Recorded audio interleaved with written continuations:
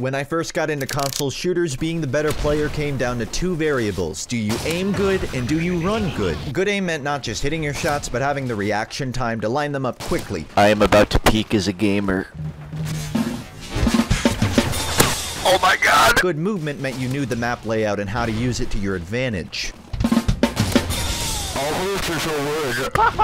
These things are still true today, but back then the two concepts were mostly disconnected. You weren't sliding and fighting, you weren't wall running and fighting, you'd just see a dude and shoot him. Usually, but eventually people figured out the next best things. For example, jump shotting. Get some of this! Or drop shotting. Any amount of hitbox displacement, especially at close range, could decide whether you won or lost a fight, and for many players this became a skill in itself to master. But like yin to yang, for every person honing their skills, there was another type of player. You fuck. All that movement bullshit is supposed to give you an element of surprise on the enemy, but how can you surprise the sentient sentry scanning a doorway for movement? Well, you could toss an explosive, or pre-fire the corner, or avoid it entirely, but the problem was these only worked if you knew ahead of time someone was camping. And you only knew they were camping if they killed you while they were camping, and if they changed spots, the whole process started over. There was no good way to preemptively deal with this, just ways to adjust for it. So as more COD games came out, so did a progression of this movement system. Bam, you could boost around corners. Bam, you could slide into rooms. Bam, wall running. It became harder and harder to camp, as it was easier and easier to initiate. When anyone could appear from any place, at any speed, at any time, in any dimension, how could you predict where to watch and what to shoot? That's not to say camping was magically eradicated. It was still around, but now you at least had some more options. Some people love this faster direction, but a lot of people, we're getting sick of it. Not because it was unfun per se, but because it changed the entire appeal of a franchise, which was originally your reliable boots-on-the-ground shooter. I bring this all up to illustrate a very visibly distinct scale of movement. If you actually like the simplicity of old COD, then you probably gravitate to the games that keep it comparably toned down today. If you like the middle ground, then you probably stick to those faster tactical ones. But if you liked the direction things were going, and maybe even wanted them to go further, well then welcome to the club. What's left for you and me? I mean, it can't be that good, right? Oh my god, it's fucking crazy! Oh, and then he hits him with a whack!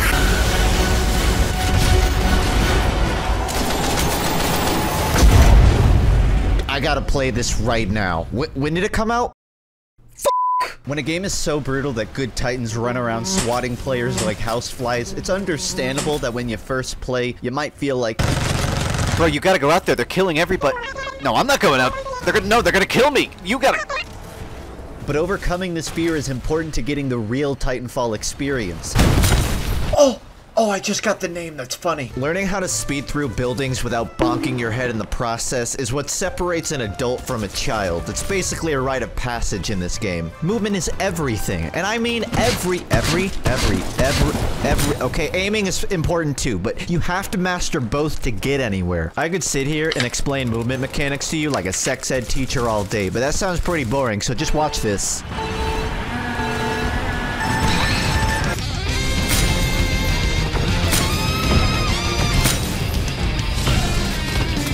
The amount of things that happen in any one fight could probably fill out a college essay on momentum conservation, but I'll just give you the thesis statement. Standing still equals you are dead! No big surprise! I always meet these players who, in their hubris, think they found a safe spot from all the action. Sniping's a good job, mate. There is no safe spot. This is not RuneScape. It's no wonder the best two tactical abilities are also ones pertaining to movement. Grapple man, does whatever a grapple can. Can he swing from a... No! Come back! Fuck! I would say no offense to Hollow Pilot fans, but I'm pretty sure they don't exist. Wait, what?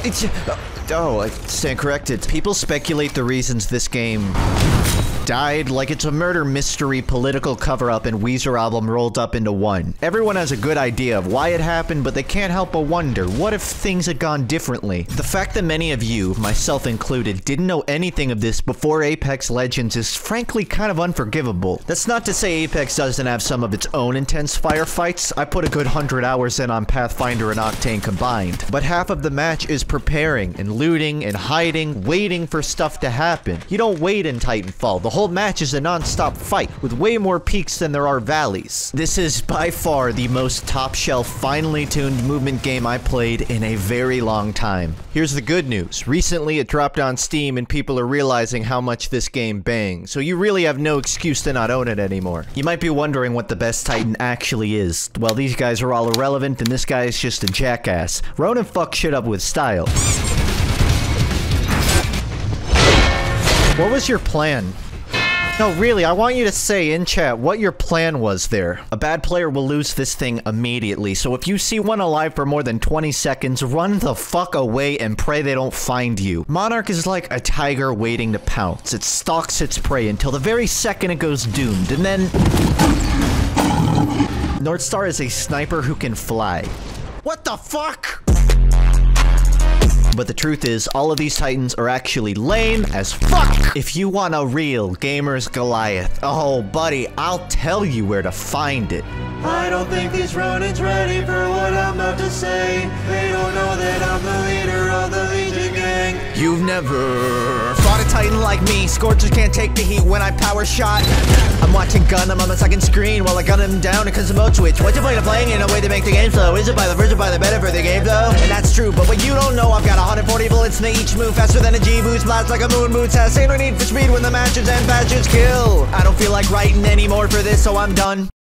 Paladins has taken the lion's share of mockery over the years. Hell, I'm not even above taking cheap shots at it, but getting to know it over the past year has made me realize how much this game really has going on, so we're gonna get to the bottom of it. Bye-bye.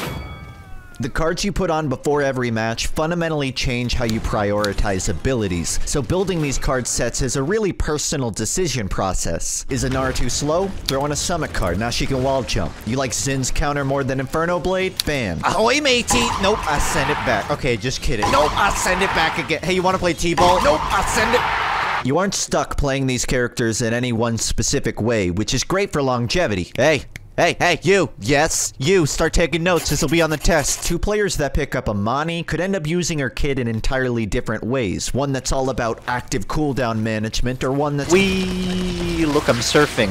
Alright.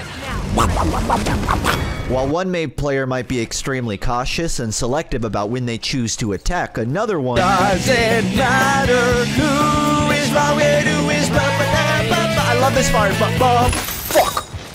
Okay.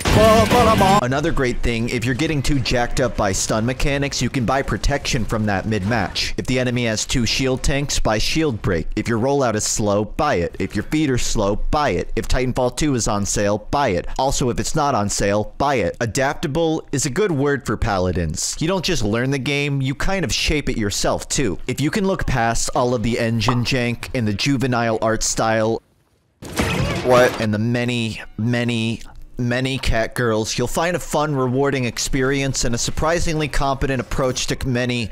When Doom 2016 came out, its multiplayer got a bunch of flack for being nothing like the campaign. Where the single player made you feel like this one-man army shredding through a legion of hell, the multiplayer had to slow everything down so players could fight each other on even ground. I think the online was fun, but most people didn't seem to care for it. So then Doom Eternal comes out, right? And id Software says, alright, you want something really avant-garde? 1v2, Slayer v Demons. What? Oh, where you going, Doomslayer? Come back. Come back. I want to battle axe you a question.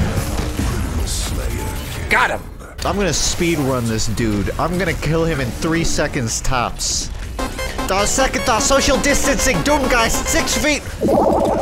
When a match starts, the demons are dodging and weaving while building these armies of hellfire to slow the Doom Guy down. Meanwhile, Doom Guy is tearing through everything, desperately clawing for an opening to exploit. Demons who coordinate well can make it feel impossible to beat them, but the second Doom Guy lands a good shot, suddenly the demons are pissing their pants running away. It's super intense and really intricately designed to still feel balanced. Anyone who's played it can attest to that. Yet, if you look in the replies of the Doom Twitter, it's always people going, battle mode is trash, bring back deathmatch, Quake, champions, deathmatch. It's funny, we said deathmatch was too slow, so they made something faster. We said deathmatch wasn't representative of Doom, so they made something that is. Now we've come full circle and people are saying it's too different. There's no winning. Oh, you think killing a demon in deathmatch is hard with 5 teammates? Try fighting 2 of them alone while they rush you down, spamming minions in level 100 skins. Good luck. No, really, good luck.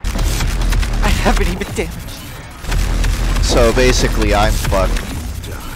Is this what it feels like to be on the other side? I'm the Doom Slayer. Oh my god, come here, I want to give you a hug. Hi, buddy. Hey. Where's your pat on your head?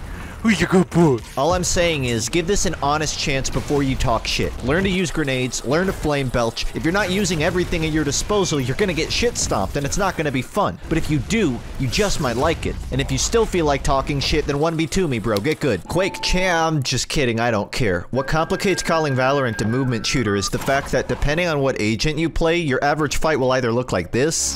You suck! Or what's new, Scooby-Doo? We're coming after you.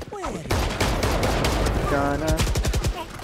It's another one of those games that's really hard to define on the movement scale. It would be a lot more accurate to call it a positional shooter, if anything. Jet and Raze are movement-based characters, but it's pretty risk for reward. If you try a stupid jump and don't get a kill, then it's a really awkward walk to the next fight.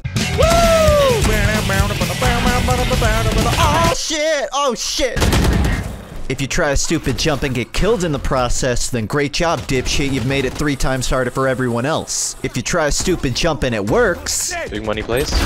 Oh yeah, just donk on them. Then hell yeah, man. That was sick. But it won't work every round, and if you take the piss too often, enemies get used to it. That's why I call it a positional shooter. Sometimes, it's better to tactically reposition to high ground for angles, rather than freestyling through the air and bailing out halfway.